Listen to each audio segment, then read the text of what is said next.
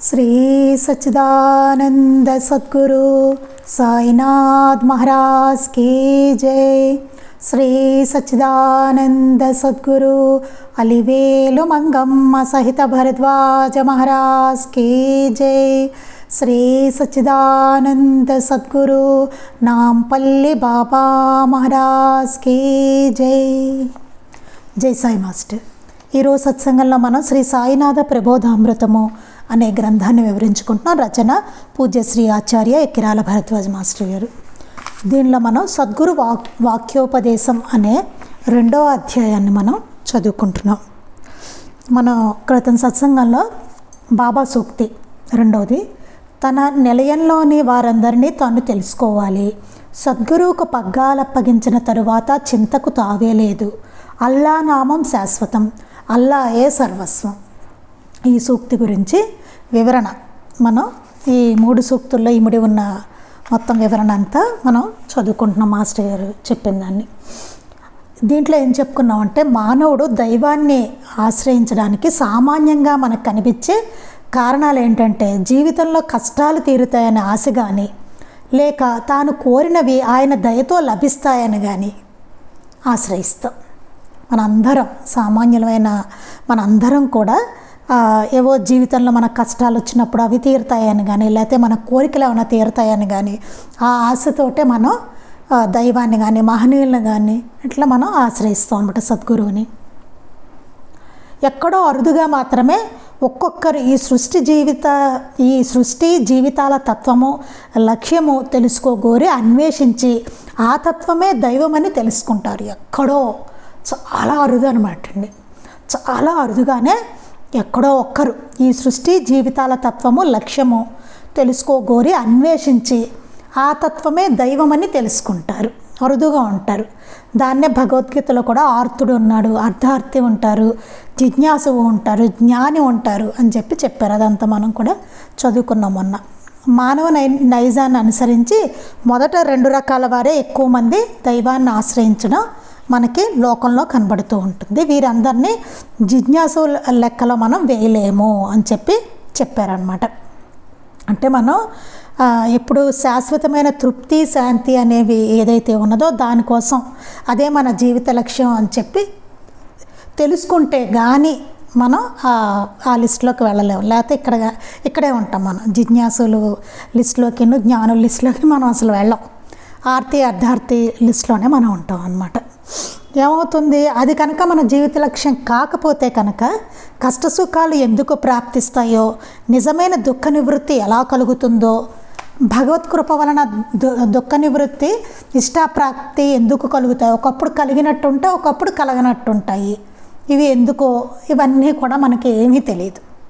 తెలియకుండా ఏం చేస్తాము, ఇష్టదైవాన్ని శ్రద్ధతో పూజిస్తూ లేనప్పుడు మనం పూజిస్తూ ఉంటాం. ఏదైనా కలిగితే పూజిస్తాం, ఏదైనా మనకి కష్టం తీరకపోయినా కోరిక తీరకపోయినా ఆగ్రహంతో పూజను విడుస్తారు.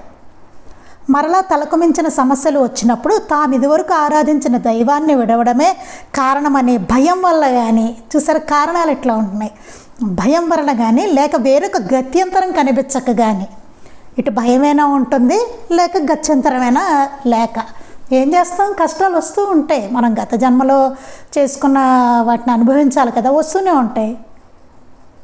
వస్తున్నప్పుడు ఏం చేస్తాం, ఒకసారి తీరినట్టు ఉంటుంది, తీరనట్టు ఉంటుంది.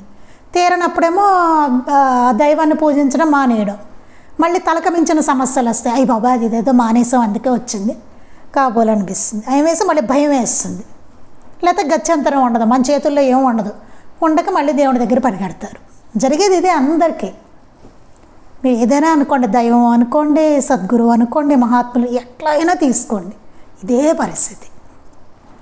వేరొక గత్యంతరం కనిపించక కానీ తిరిగి ఆశ్రయిస్తారు. ఇది కేవలం తడి సోకిన అగ్గిపుల్లను దీపంలో పెట్టినా వెంటనే వెలగినందుకు విసుగు చెంది అవతల పారేయడంలో ఉంటుంది. తడి సోకిన అగ్గిపుల్లని దీపంలో పెడితే అది వెలగదు కదా, చెమ్మ ఉంది కదా దానికి, అందువల్ల విసుగొచ్చి అవతల పారేయడంలో ఉంటుందట. అసలు కర్తవ్యం అందుకు విరుద్ధం. దానికి సోకిన చెమ్మ ఎండిపోయేదాకా దాన్ని దీపంలో పెట్టడమే పద్ధతి. మధ్యలో మానివేయడం వలన కాలయాపన మాత్రమే అవుతుంది. అది చెమ్మంతా పోయే వరకు ఉంచితే బాగా వెలుగుతుంది. అది అప్పుడు కారణం చెమ్మ పట్టడం కదా, అలా అని పక్కన పడేస్తే ఎట్లా? అది అంటే ప్రాబ్లం మంది అక్కడ. మధ్యలో మానివేయడం అనేది కాలయాపన మాత్రమే అవుతుంది. అంతేకాక దాన్ని విసుగుతో పక్కన పారేయడం వల్ల దానికి మరలా చెమ్మ సోకి సమస్య మరింత క్లిష్టమవడమే జరిగేది. సమస్య ఇంకా క్లిష్టం అవుతుంది, దానికి మరింత చెమ్మ సోకుతుంది దాన్ని పడేస్తే కదా. అలాగే మనం మానేస్తే ఏమవుతుంది? ఇంకా కష్టమైపోతుంది, మనకి తలక మించి పడిపోతూ ఉంటాయి. అలా ఏమైనా వచ్చినా స్థిరంగా మానకుండా చేస్తూ ఉంటేనే. ఇప్పుడు చేస్తున్నామండి పారాయణ, మన కష్టం తీరలేదు, మానేసామనుకోండి, ఆ తర్వాత ఏమవుతుంది? తలక మించిన వస్తాయి మనకి. మధ్యలో మానేసి మళ్ళీ మొదలెడతాం. అది కాదు చెప్పేది. నీకు వచ్చినా నువ్వు చేస్తూ ఉండు, తీరలేదా తీరలే పర్వాలా, చేస్తూ ఉండు. చేస్తుంటే ఇది అది అన్నీ తీరుతాయి. ఆ చెమ్మ వదిలే వరకు. చెమ్మ వదిలిపోతుంది అంటే మనకుండే కర్మలు ఉంటాయి కదా, అవన్నీ వదిలిపోతాయి. ఆయన అనుగ్రహిస్తారు తప్పకుండా, ఓర్పుతోటి ఉంటే. అది విసుగు చెంది మానేయడం కాదు. ఇటువంటి భక్తులు దుఃఖరాహిత్యం అనే గమ్యాన్ని చేరకనే మార్గం నుండి తొలగిపోతూ ఉంటారు. ఇట్లా ఆలోచించే వాళ్ళు ఎట్లా ఉంటుందంటే, ఇలా అంటే పక్కన పడేసి అలాగనమాట, మానేసి దైవాన్ని పూజించడం మానేసి, పారాయణ మానేసి, ఏం ఉపయోగం లేదనుకుని ఇలాగా చేయడం వల్ల దుఃఖరాహిత్యం అనే గమ్యాన్ని చేరకనే మార్గం నుండి తొలగిపోతూ ఉంటారు. అసలు గమ్యం ఏమిటి? దుఃఖరాహిత్యం. ఈ బాధ అనేదే అసలు మనసుకు కలగకుండా ఉండడం. అదే కదా అసలు జరగవలసింది. అంతటి వరకు వెళ్తూ ఉంటాం, మధ్యలో కష్టాలు వస్తాయి, ఆయన తీరుస్తూ ఉంటారు. కొన్ని కొన్ని తీరుతాయి. మన దాన్ని అనుసరించి, మన ప్రారంధాన్ని అనుసరించి కొన్ని జరుగుతాయి, కొన్ని జరగవు. కొన్ని ఆయన ఇష్ట ప్రకారం జరిగితే జరుగుతాయి, లేతే లేదు. మనకు ఆ ట్రీట్మెంట్ అవసరం అనుకుంటే ఉంచుతారు, అవసరం లేదనుకుంటే తీసేస్తారు. అవన్నీ సద్గురువు చేతిలో ఉన్నాయి కదా. ఆ మందుని స్వీకరించాలి కదా మనం. అందుకని ఈ ప్రాసెస్ జరుగుతూ ఉండాలి, మధ్యన మానేయడం అట్లా కాదు అది చెప్పేది. భక్తులు దుఃఖరాహిత్యం అనే గమ్యాన్ని చేరకనే, మన గమ్యం దుఃఖరాహిత్యం, అసలు మనసుకి ఎక్కడ కలగకూడదు దుఃఖం అనేది. ఆ దుఃఖ నిర్మూలనమే మనకి కావాల్సినది. దాన్ని చేరకనే మార్గం నుండి తొలగిపోతుంటారు. ఇట్లా చిన్న చిన్న వాటికే మనం చెల్లించి తొలగిపోతారు. దీనినే సాయి మామిడి పూత ఎక్కువ భాగం రాలిపోవడంగా, ఏవో కొన్ని మాత్రమే మామిడి పండ్లు అవడంగా చెప్పారు. దీన్నే చెప్పారు భక్తుల విషయంలో, మామిడి పూత ఎక్కువ భాగం రాలిపోవడము, ఏవో కొన్ని మాత్రమే మామిడి పళ్ళు అవడం అనేది చెప్పారు. కొంతమందే నిలుస్తారు, కొంతమంది పూతగాను, పిందెలు గాను, కాయలు గాను అట్లా రాలిపోతారు అనమాట.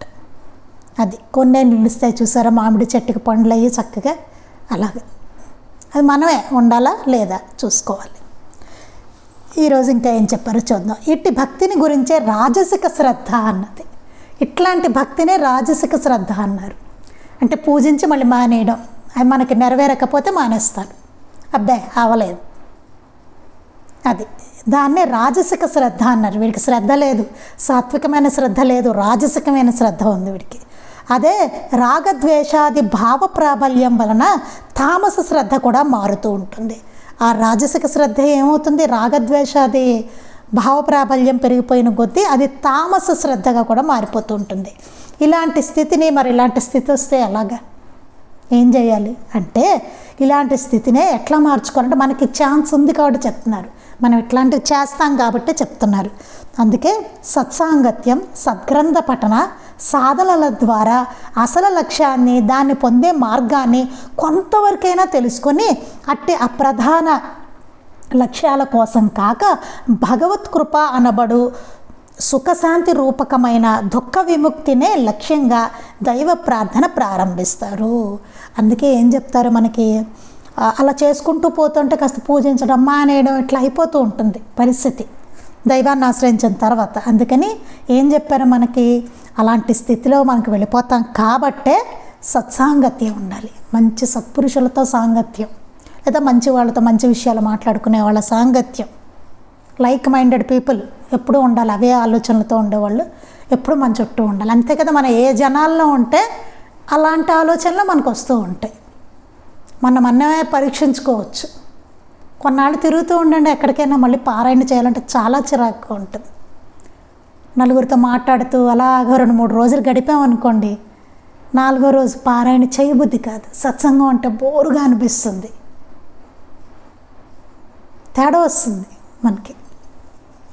కలవకూడదని కాదు, కానీ ఎక్కువ స్ట్రెంగ్త్ దేనికి పెట్టుకోవాలంటే ఇట్లాంటి వాటికి పెట్టుకోవాలన్నమాట.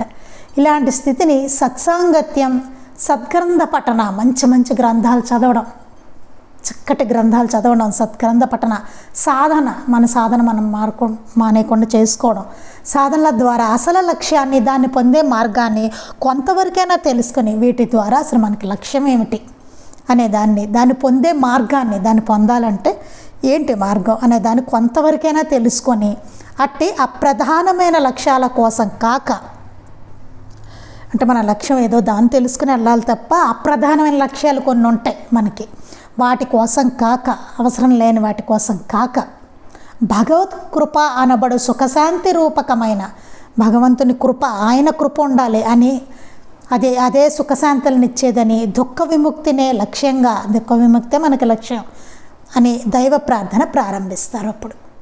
అప్పుడు దైవ ప్రార్థన అనేది ప్రారంభిస్తారనమాట.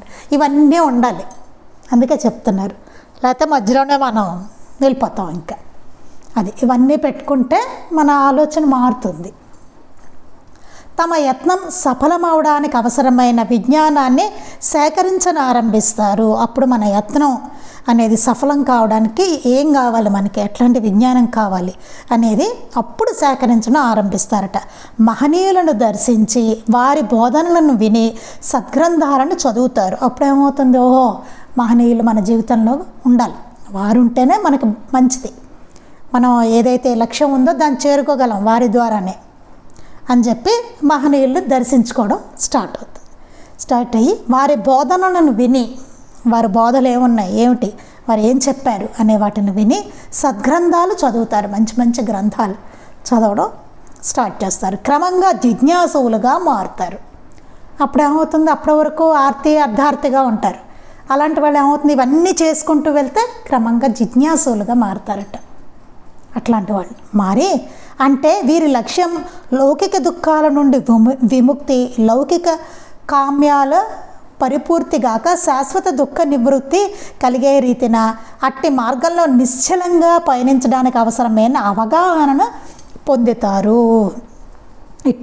అప్పుడు మన లక్ష్యము లౌకిక దుఃఖాల నుండి విముక్తికి, శాశ్వత దుఃఖ నివృత్తికి కలిగే రీతిన ఆ మార్గంలో నిశ్చలంగా మనం నడవడానికి కావలసిన అవగాహనని మనం పొందుతాం అన్నమాట. అవగాహన వస్తుంది అప్పుడు ఈ సత్గ్రంథాలు చదువుతూ, మహనీయులను దర్శించుకుంటూ, వారి బోధనను విని కాస్త ఆచరించడానికి ప్రయత్నం చేస్తూ ఉంటే అప్పుడు ఈ అవకాశం ఏమైనా ఉంటుంది అని చెప్తున్నారు ఇక్కడ. అందుకే మనకి ట్రైనింగ్ ఇస్తున్నారు, ఇప్పుడు మొదలెట్టండి అని. ఇప్పుడు మొదలెడితే ఈ అర్ధార్థి నుంచి కాస్త జిజ్ఞాసుల్లోకి పెడతాం. మనం ముందే జిజ్ఞాసులుగా రాలేదు కదా, అందుకని చెప్పేసి చెప్తున్నారు. ఈ స్టెప్ నుంచైనా ఆ స్టెప్కి వెళ్ళొచ్చు, ఇలా వెళ్ళాలి అని చెప్తున్నారనమాట. తద్వారా తమ వ్యక్తిత్వాన్ని సంస్కరింపుకు చూస్తారు. అప్పుడు ఏమవుతుంది, మనం ఆ అవగాహన పొందిన తర్వాత మన కాస్త మన బిహేవియర్లో మార్పు, ఇవన్నీ మన వ్యక్తిత్వాన్ని సంస్కరించుకోవడానికి చూస్తాం అన్నమాట. గురు శాస్త్రవాక్యాలను అనుసరించి రాగద్వేషాది ద్వంద్వాల భావాన్ని అతిక్రమించ చూస్తారు. అప్పుడు సద్గురువు చెప్పిన దాన్ని, శాస్త్రవాక్యాలని వాటిని అనుసరించి రాగద్వేషాది భావాలు వీటిని అన్నిటినీ అతిక్రమించడానికి ప్రయత్నం చేస్తాం. అంటే సుశిక్షితులు కాగోరుతారు. అట్టి నిర్దిష్టమైన శిక్షణనిచ్చే గురువు కోసం అన్వేషిస్తారు. ఇప్పుడు ఏమవుతుంది, అబ్బా గురువు ఉంటే భలే మనకి బాగుంటుంది కదా అని చెప్పి నిర్దిష్టమైన శిక్ష, అలాంటి ట్రైనింగ్ ఎలా దొరుకుతుంది, ఎక్కడ దొరుకుతుంది అని చెప్పి ఆ గురువు కోసం అన్వేషణ మొదలవుతుంది మనసులో. ఎలా నేను ఇంత గొప్పగా ఎట్లా అవ్వాలి, నేను అలా గొప్పగా అంటే మహనీయులు చెప్పినట్టుగా వారి బోధలు ఆచరించేంతగా అవ్వాలి, ఎలా అవ్వాలి, అలాగా దుఃఖరాహిత్యం అనే స్థితికి ఎట్లా వెళ్ళాలి, నా మనసును అటువైపుకి ఎట్లా తీసుకెళ్ళాలి, దీనికి ట్రైనింగ్ నాకు ఎవరిస్తారు, ఎలాగా అనేటువంటి ఆలోచన వస్తుంది. సరే అంత ప్రాసెస్ ఉందో అప్పుడు గురువు గురించి, ఆ శిక్షణనిచ్చేవారి గురించి అన్వేషిస్తారు. అంటే పామర భాషలో భక్తుడిగా చలామణి అయ్యే వ్యక్తి నాటి నుండి శిష్యుడిగా రూపొందుతాడు. అంతవరకు భక్తుడుగా ఉన్నవాడల్లా శిష్యుడిగా రూపొందుతాడట. అది ఆ స్థాయికి వస్తే కానీ అందరం శిష్యులం కాదండి. ఎంత సద్గురువుని ఆశ్రయించినా అందరూ శిష్యులుగా అయిపోరు. అందమైన భక్తులు కూడా అర్హత చాలా కష్టం. ఇదంతా ఉంటేనే, ఈ ఎదరు చెప్పినవన్నీ కూడా సరిగ్గా చేస్తేనే భక్తుల కేటగిరీలోకి వస్తారు. అది కూడా లేదు మనకి. అంటే ఇంకా ఆ స్థాయికి వెళ్ళడానికే ప్రయత్నం అన్నమాట. భక్తుల స్థాయికి ఏమైనా వెళ్దామా అనే ప్రయత్నం. దాని తర్వాత భక్తుడిగా చలామణి అయిన వాళ్ళే శిష్యుడిగా రూపొందుతాడనమాట. అప్పుడు ఆ స్థాయికి వస్తే కానీ సాధనలో, భక్తిలో వ్యక్తికి స్థాయి చిక్కినట్లు కాదు. ఆ స్థాయికి వెళ్తే కానీ శిష్యుడు అనే స్థాయికి వెళ్తే కానీ మనకి అందులో స్థాయి చిక్కినట్టే కాదు అని చెప్తున్నారు. స్థాయి చిక్కి సన్మార్గానికి వస్తాడు. బాబా చెప్పారు కదా, మనకెందుకు స్థాయి చిక్కట్లేదంటే ఇంకా మనం అక్కడే ఉన్నాం. ఇంకా ఏ కోరిక తీరాలి, ఏ కష్టం తీరాలి, అక్కడే ఉన్నాం. అంటే అసలు మన లక్ష్యం ఏమిటి అన్నది మనం ఆలోచించుకోవట్లేదు. బాబా చెప్పారు కదా, ఒక అతను అంటాడు, బాబా దగ్గరకు ఒక అతను ఏదో వస్తాడు కష్టంతో, కోరికతో వస్తే ఒక పక్కన భక్తుడు అలా రాకూడదు అంటాడు. అనేసరికి బాబా లేదు నువ్వు కూడా అలాగే వచ్చావు కదా, ముందు అందరూ అలాగే వస్తారు, కష్టాలతోటి కోరికలతోటి నా దగ్గరికి వస్తారు, వాళ్ళకి స్థాయి చిక్కిన తర్వాత అప్పుడు సన్మార్గానికి వస్తారు అని చెప్తారు కదా. స్థాయి చిక్కిన తర్వాత సన్మార్గానికి వస్తారని చెప్పారు. ఇంకా మనం ఎక్కడున్నాం? అక్కడే ఉన్నాం మనం. కష్టాలు, కోరికలు, అక్కడే ఉన్నాం మనం. ఇంకా ఇంత అయితే కానీ ఈ భక్తునిగా చలామణి అయ్యే నాటి నుండి శిష్యుడిగా రూపొందుతాడు. ఆ స్థాయికి వస్తే కానీ సాధనలో, భక్తిలో వ్యక్తికి స్థాయి చిక్కినట్టు కాదు అన్నారు. స్థాయి చిక్కడం అంటే అది అంతవరకు రావాలట. ఆ గురువు గురించి అన్వేషించి నాకు ఎవరిస్తారు ట్రైనింగ్, నాకు ఎలాగ దుఃఖరాహిత్యం ఎలా కలుగుతుంది, నా లక్ష్యాన్ని ఎట్లా అందుకోవాలి, ఎవరు నాకు ఆ ట్రైనింగ్ ఇస్తారు అనేటువంటిది కలగాలి మనసుకి. అంటే ఆయనే మనకు ప్రధానం అవ్వాలి, మిగతావన్నీ కాదు. మిగతావన్నీ మన ఏవో లక్ష్యాలు, మన లక్ష్యాలు మనకు వేరే ఉంటాయి కదా, మన సిద్ధాంతాలు మనకు ఉంటాయి. అవన్నీ కాదు, ఆయన చెప్పిన లక్ష్యం ఏంటో చూసుకోవాలి. ఆ లక్ష్యం మన లక్ష్యం ఒకటేనా, ఆయన చెప్పిన సిద్ధాంతం మన సిద్ధాంతం ఒకటేనా? ఇంకా మన సిద్ధాంతం అనేది ఉండదు, ఆయన చెప్పిందే ఇంకంతే. మనం కొత్తగా ఏవో క్రియేట్ చేసుకుంటూ ఉంటాం అన్నమాట. అప్పుడు కానీ స్థాయి చిక్కినట్టు కాదని చెప్తున్నారు.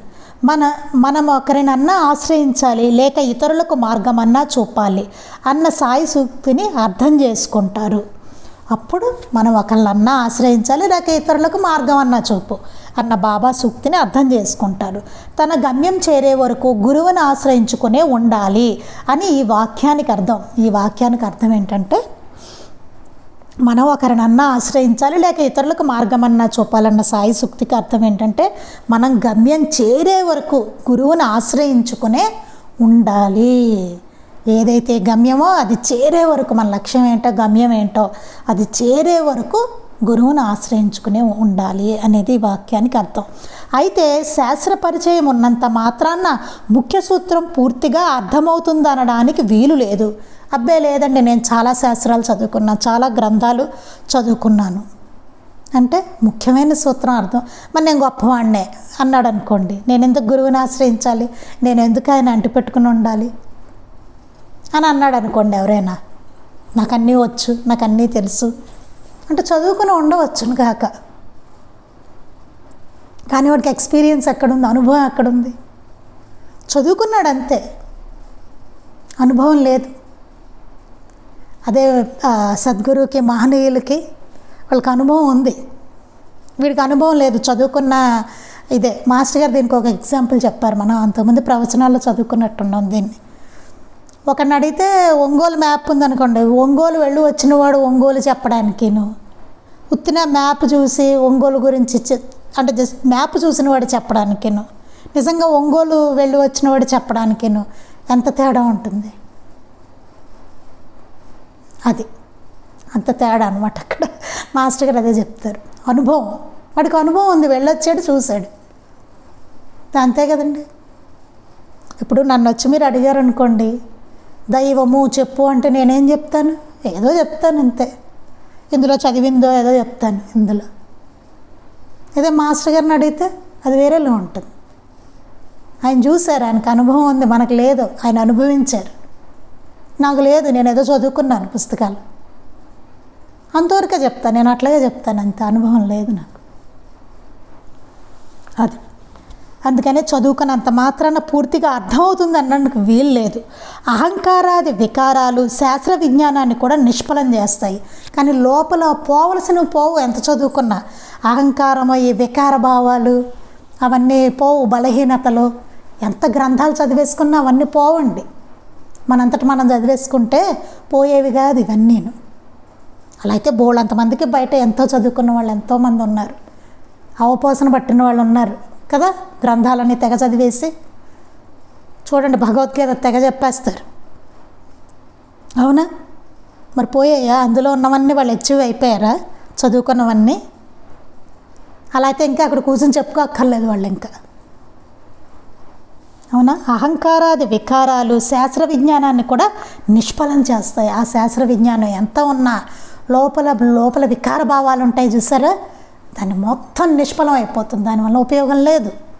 అంటే ముందు క్యారెక్టర్ చాలా ముఖ్యం. అది 4 శాస్త్రాలు చదివి తనకే అంతా తెలుసునన్న అజ్ఞానం ప్రబలడం లోకంలో చూస్తాం. ఇప్పుడు మనం చెప్పుకున్నదే 4 శాస్త్రాలు, ఏవో 4 గ్రంథాలు చదివేసరికే నాకే అంతా తెలుసు అని ఎలా అయిపోతుంది. మనమైనా అంతేనండి, కొత్తలో పారాయణ ప్రారంభించినప్పుడు అలాగే ఉంటుంది. మనకే చాలా బాగా తెలిసినట్టు అనిపిస్తూ ఉంటుంది, మనమే బాబా భక్తులు అనిపిస్తుంది, చుట్టుపక్కల వాళ్ళు కాదనిపిస్తూ ఉంటుంది. మనం చాలా మంచి మార్గంలో వెళ్ళిపోతాం, మిగతా వాళ్ళందరూ ఏదో అయిపోతున్నారు అనిపిస్తూ ఉంటుంది. అది సత్సంగానికి వెళ్ళే కొత్తలో కూడా అట్లాగే అనిపిస్తూ ఉంటుంది. అంటే మనం తొలగించుకోవాల్సిన విషయాలు చెప్తున్నాను ఇక్కడ. మనం తొలగించుకోవాల్సినవి. వెళ్ళాలి, నేను వెళ్ళకూడదు అనట్లేదు, చదవాలి, చదవకూడదు అనట్లేదు, పారాయణ చెయ్యాలి, చేయకూడదు అనట్లేదు. కానీ అలా అనిపిస్తుంది చూసారా, అది తప్పు. దాన్ని తొలగించుకోవాలి, ఆ వికార భావాన్ని తొలగించుకోవాలి. ఓ పట్టాన్ని తొలగవు. అందుకే 4 శాస్త్రాలు చదివి తనకే అంతా తెలుసునన్న అజ్ఞానం ప్రబలను లోకంలో చూస్తాం. బయటంతా జరిగేది అవే. 4 శాస్త్రాలు చదివేసరికి అహంకారం శుభ్రంగా వస్తుందన్నమాట, అజ్ఞానం ప్రబలుతుంది. ఎట్లాగా? నాకే అన్నీ తెలుసు, నేను చెప్పేవాడు, మిగతా వాళ్ళు వినేవాళ్ళు. ఇది నెమ్మదిగా ఏమవుతుంది, వీడికో 4 శిష్యులు బయలుదేరుతారు వెనకాల. ఎప్పుడైతే ఏ టీవీల్లోనో స్టేజ్ ఎక్కువ లేకపోతే ఏదో ప్రసంగం చెప్పడం మొదలెట్టేసరికి వీడు వెనకాల 4 గురువు గారు అంటూ మొదలెడతారు 4 గ్రంథాలు చదివేసరికి. తర్వాత ఇంకేముందండి, కీర్తికాంక్ష మొదలవుతుంది. తర్వాత ధనం, ఇలా ఒక్కొక్కటి అహంకారం, ఎవరైనా కాదంటే కోపం, ఇప్పుడు గురువు కాదురా అనేసరికి కోపం. చూస్తున్నాం బయట మనం, ఇట్లా కూడా జరుగుతాయి ఎన్నో అండి ఇట్లా. అది అందుకే దేనికైనా ఎవరైనా ఒక గ్రంథాన్ని చక్కగా చెప్పాలన్నా తనకి అర్హత ఉండాలి, ఏదైనా సరే. అందుకే వేదం విషయంలో కూడా బాబాకి చెప్పారు, మనకి లీలామృతంలో ఉంటుంది చూడండి, తనను తానే అట్లాంటి మహనీయులకి వేదం సమర్పించుకుంటుందట. వేదార్థాన్ని చెప్పగలవారు వాళ్ళేట. అలాగే భగవద్గీత కూడా అందరూ ఎంతోమంది చెప్తారు, కృష్ణ పరమాత్మ కన్నా అద్భుతంగా చెప్పచ్చును గాక. కానీ ఒక్కడు ఉంటుంటా విశ్వరూప సందర్శనం, అది ఇవ్వగలడు ఎవడైనా? అది కృష్ణ పరమాత్మ ఇచ్చాడు. కానీ చెప్పడం ఆయన కన్నా బ్రహ్మాండంగా చెప్పచ్చు కదా. ఎంత బాగా చెప్తున్నాడండి అనిపిస్తుంది. కానీ విశ్వరూప సందర్శనం చూడండి, బాబా వేషం వేసుకున్న ప్రతివాడు బాబా అయిపోతాడు. ఒక గళ్ళలుంగిను బనీను వేసుకుని కాస్త గెడ్డం పెంచుకుంటే అందరూ భరద్వాజ మాస్టర్ గారు అయిపోతారు. ఓ చీర ఇట్లా వెళ్ళ కప్పుకుంటే అమ్మగారు అయిపోతారు. కొన్ని జాగ్రత్తగా ఆలోచించుకోవాలి. కొన్ని మాస్టర్ గారి గ్రంథాలు ఏమో 4 చదివేసినంత మాత్రాన గురువులు అయిపోతారు. అనుభవం ఇవ్వగలరా? మాస్టర్ గారు ఇచ్చిన అనుభవం లాంటిది, ఎల్లడలా ఆయనే ఉన్నానని, సర్వసమర్థత్వం, సర్వవ్యాపకత్వం, ఇవన్నీ మాస్టర్ గారు మనకి సాయి సన్నిధిలో ఇట్లు మీరుండే స్థలం అని రాశారు. ఇట్లు మీరున్న చోటు, ఇట్లు మీరున్న చోటు అని రాశారు మాస్టర్ గారు. ఆయన అడ్రస్. అలాంటి అనుభవం ఎందరికో కలిగింది, మాస్టర్ గారు ఇచ్చారు. అలా ఇవ్వగలరా 4 గ్రంథాలు చదువుకున్న వాళ్ళు ఎవరైనా? ఇప్పుడు నేనే ఉన్నానండి, 4 గ్రంథాలు చదివి బ్రహ్మాండంగా చెప్పచ్చునుగాక, ఎంతో బాగా. కానీ మాస్టర్ గారు ఇచ్చేటువంటి అనుభవం ఇవ్వగలమా? చూసుకోవాలి. ఇవన్నీ చాలా ముఖ్యమైనది. అసలు వారి స్థాయి ఏంటి, అసలు వారిని సద్గురు అని ఎందుకన్నారు, మహాత్ములు అన్నట్టు వారిని ఎందుకన్నారు, ఆయన బాబా ఆయన్ని సత్యశివుడిగా అసలు ఎందుకు అంగీకరించారు, బాబా అంతటా ఆయన మాస్టర్ గారిని. బాబా ఉన్న టైంలోనే ఎవరూ లేరే, శిష్యుడు అన్న తగినవాడు ఒక్కడు కూడా నాకు కనిపించట్లేదు అన్నారు బాబా. అలాంటిది మాస్టర్ గారిని ఎట్లా అన్నారు? చూసుకోవాలి. ఇవన్నీ చాలా జాగ్రత్తగా, చాలా ముఖ్యమైన అంశాలండి ఇట్లాంటివి. గబుక్కున ఏదో ఒక చోట కాలేసేయడం కాదు, లేకపోతే ఏదో తెలిసి విన్నదాన్ని ఒప్పేసుకోవడం కాదు. క్లారిటీ, ప్రతి దాని పట్ల స్పష్టత ఉండాలి. అందుకని ఇక్కడ ఏం చెప్తున్నారంటే 4 శాస్త్రాలు చదివి తనకే అంతా తెలుసునన్న అజ్ఞానం ప్రబలడం లోకంలో చూస్తాం. ఒకరిని తనకంటే అధికులను అంగీకరించే వినమ్రత చాలా అరుదు. ఏమవుతుంది, ఆ వినమ్రత కూడా పోతుంది. వీళ్ళకన్నా చక్కగా ఎవరన్నా అధికులు వచ్చారనుకోండి, వాళ్ళు అంగీకరించలేని ఇది వస్తుందన్నమాట. వీడెవడు ఇంకా నాకన్నా ఇంత పై స్థాయిలో ఉన్నాడు అనిపిస్తుంది. చూడండి ఎంత విచిత్రంగా ఉంటాయి ఇట్లాంటి, అంటే ఎంత వికార భావాలు లోపల ఉన్నాయో చూడండి. ఇట్లాంటి వాళ్ళ దగ్గర ఉండేవాళ్ళు ఎవరైనా నిజమైన సద్గురువు దగ్గరికి వెళ్ళారనుకో భరించలేరు, వీళ్ళ వల్ల కాదు, వెళ్ళనివ్వరు. మా పర్మిషన్ ఉండాలంటారు, లేకపోతే ఇంకోటి అంటారు, ఏవో రకరకాలు, ఏవో అసలు అంతవరకు కూడా వెళ్ళనివ్వరు. అది ఇట్లా జరుగుతూ ఉంటుంది. ఒకరిని తనకంటే అధికులని అంగీకరించే వినమ్రత చాలా అరుదు. అదే సాయి తమ గురువుని అన్వేషించిన కథలో చెప్తారు. గురువుని అన్వేషించిన కథలో కూడా బాబా చెప్పింది అదే మనకి లీలామృతంలో.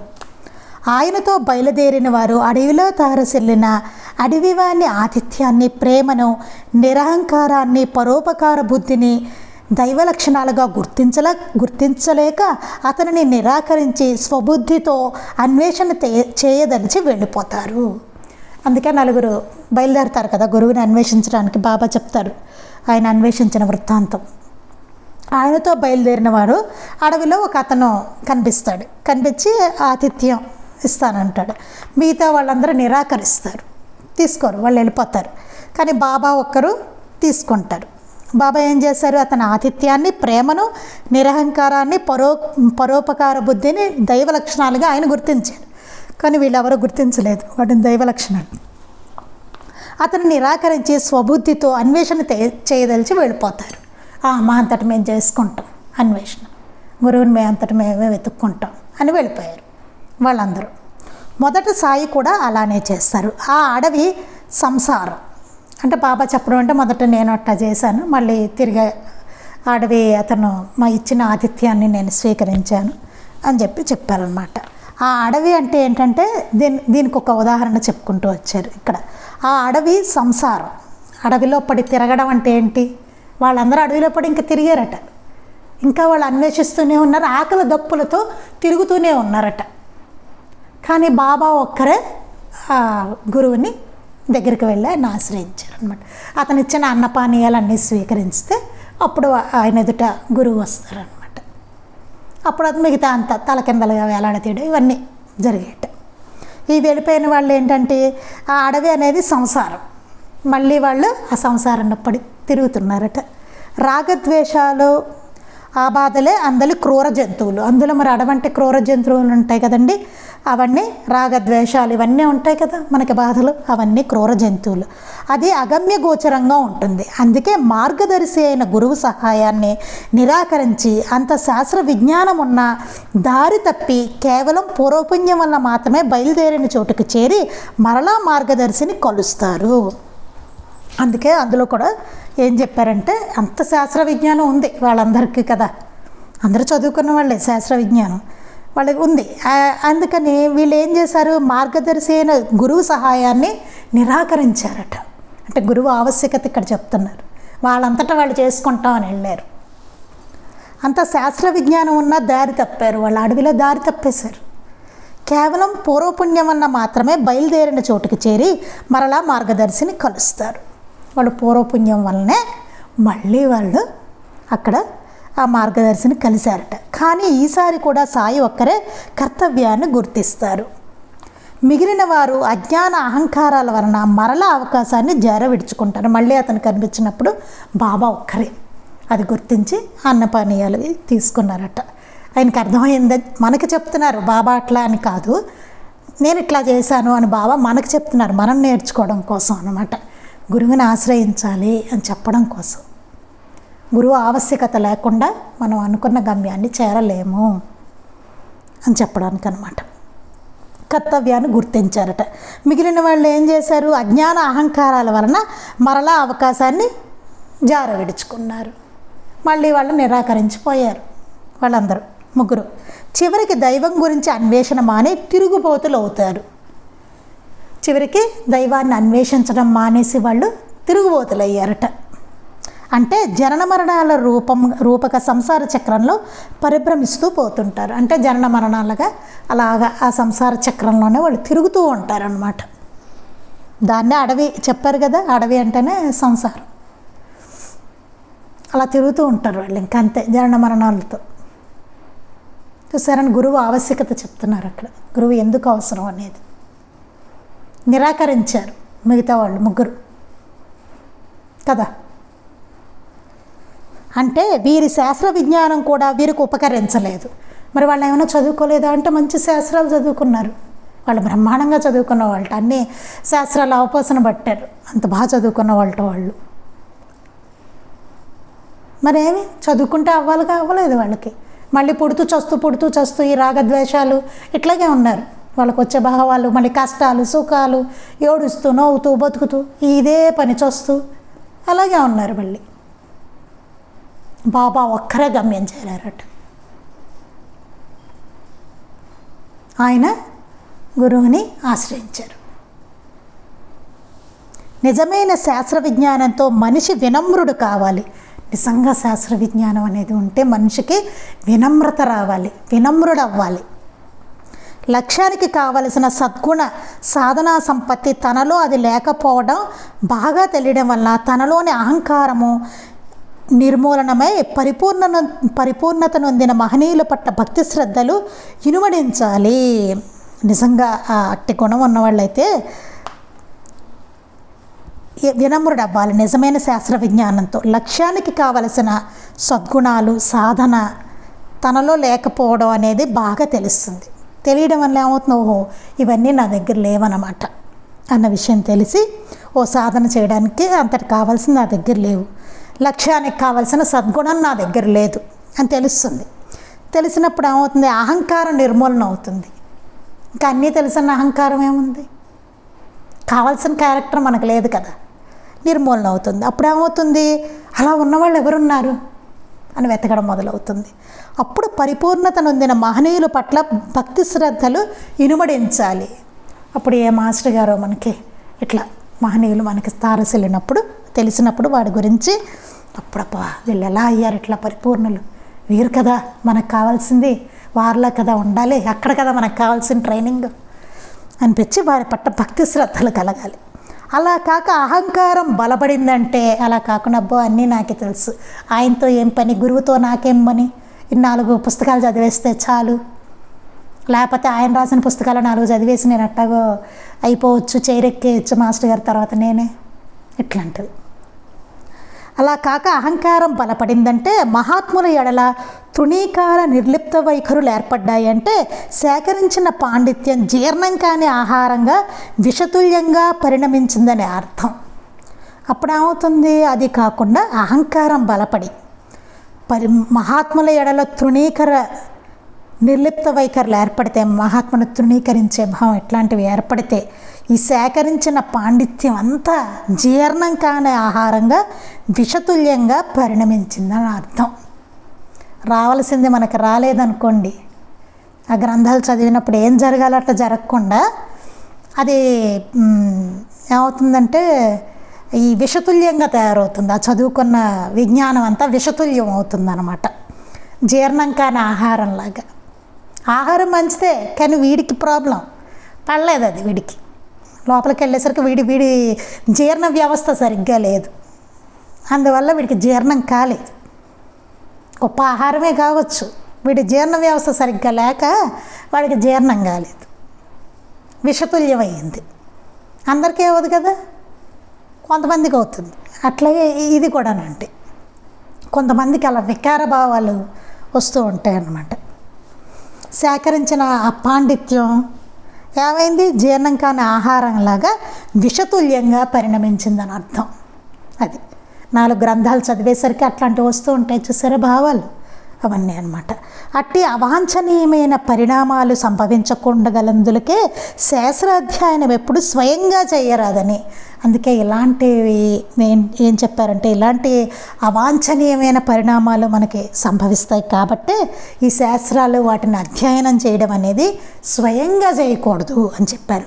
దానిని బోధించ సమర్థుడు ఆర్తుడు అయిన ఆచార్యుని వద్దనే చేయాలని శాస్త్రం.